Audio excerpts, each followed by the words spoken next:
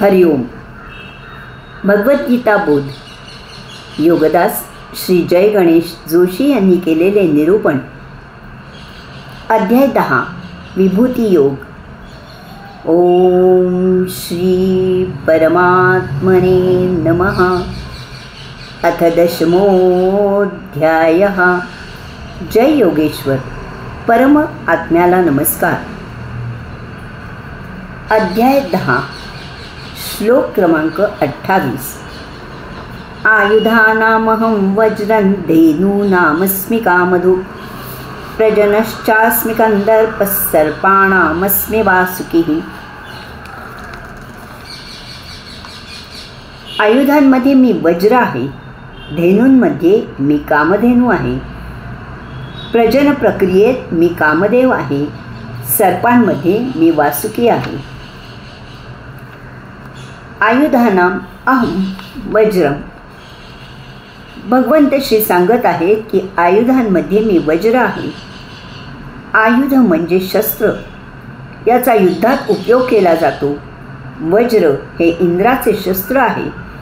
हे फेकून दूर मारायचे शस्त्र आहे. हे एक अति गूढ असे शस्त्र आहे. वृत्रासूर राक्षसाला ठार मारण्यासाठी दधीची ऋषींनी आपल्या बरगडीची फासळी शस्त्र तयार करायला काढून दिली. वज्रात दधीची ऋषींचे तेज आहे. वज्र नेहमीच आपले लक्ष वेधून घेते. ते कधीही अयशस्वी होत नाही. भगवंत श्री वज्र ही त्यांची योग विभूती आहे असे सांगत आहेत. धेनूना अस्मि कामधुक्. भगवंत श्री सांगत आहेत की धेनूंमध्ये मी कामधेनू आहे. सवत्स गाईला धेनू असे म्हणतात. ही समुद्र मंथनातून उत्पन्न झालेली गाय आहे. कामधेनू वसिष्ठ ऋषींजवळ होती. विश्वामित्र राजाला या कामधेनूचा मोह झाला. त्याने वसिष्ठ ऋषींच्या परवानगीची पर्वा न करता कामधेनू जबरदस्तीने पळवून नेण्याचा प्रयत्न केला. त्यावेळी कामधेनूने स्वतःमधून सशस्त्र सैनिक उत्पन्न करून विश्वामित्राला पिटाळून लावले. हिला सुरभी असेही नाव आहे. ही मनोकामना पूर्ण करणारी धेनू आहे. हिला एक कन्या होती. तिचे नाव नंदिनी असे होते. भगवंत श्री कामधेनू ही त्यांची योग विभूती आहे असे सांगत आहेत. प्रजन च अस्मि कंदर्प.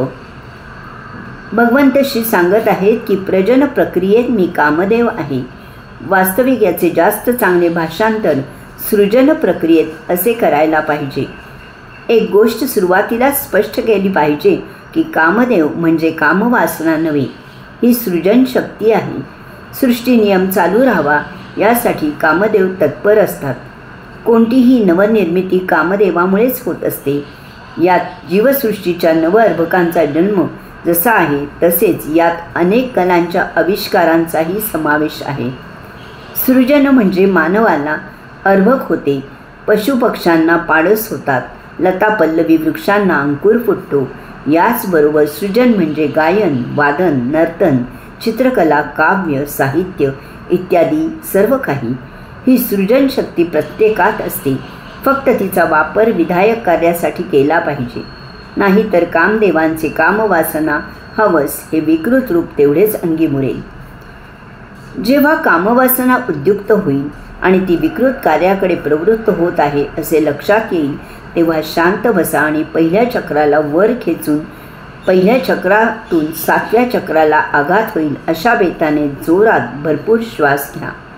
नंतर हा श्वास 6व्या चक्रातून हळूच बाहेर फेका. असे कमीत कमी 7 वेळा करा. आपल्या कामवासनेचे कामदेवतेत रूपांतर होईल. कारण मूलतः ती कामवासना नसतेच, ती कामदेवताच असते. फक्त आपल्यातील विकृतीमुळे ती नकारात्मक मार्गाकडे वळलेली असते. ती सकारात्मक मार्गी आपण मुद्दामून आणावी. आपल्या जन्मताच पहिल्या चक्रात कुंडलिनी शक्ती वेटोळे करून विराजित झालेली असते. त्यावेळी तिचे मुख दुसऱ्या चक्राच्या तोंडाशी येते. तेथे षड्रिपू असतात. त्यांना ह्या शक्तीचा ऐताच पुरवठा होतो. त्यामुळे ते बलवत्तर होत असतात. यास्तव ती शक्ती योगसाधनेने खेचून 7व्या चक्राकडे मार्गस्थ करावी. या योगे कामवासना कार्यप्रवृत्त न होता कामदेव सृजनाला तत्पर होतो. भगवंत श्री कामदेव ही सृजन प्रक्रिया त्यांची योग विभूती आहे असे सांगत आहेत. सर्पाणाम अस्मी वासुकी. भगवंत श्री सांगत आहेत की सर्पांमध्ये मी वासुकी आहे. सर्प म्हणजे एकमुखी साप. या सापांचा राजा म्हणजे वासुकी सर्प. याच्या मुखातून सतत अमृत स्त्रवत असते, त्यामुळे हा अमर आहे. याच्याच शरीराची दोरी करून समुद्र मंथन केले गेले.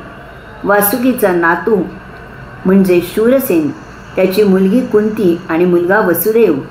कुंतीचे पुत्र धर्म, भीम आणि अर्जुन. वसुदेवाचा पुत्र श्रीकृष्ण. भीमाला लहानपणी कौरवांनी विषप्रयोग करून नदीत फेकून दिले होते. तेव्हा वासुकीने आपल्या नातवाच्या नातवाला ओळखले. वासुकीनेच त्याला भरपूर अमृत प्यायला देऊन विषमुक्त केले आणि शिवाय धष्टपुष्टही केले. भगवंत श्री वासुकी सर्प ही त्यांची योग विभूती आहे असे सांगत आहेत. हरिओम.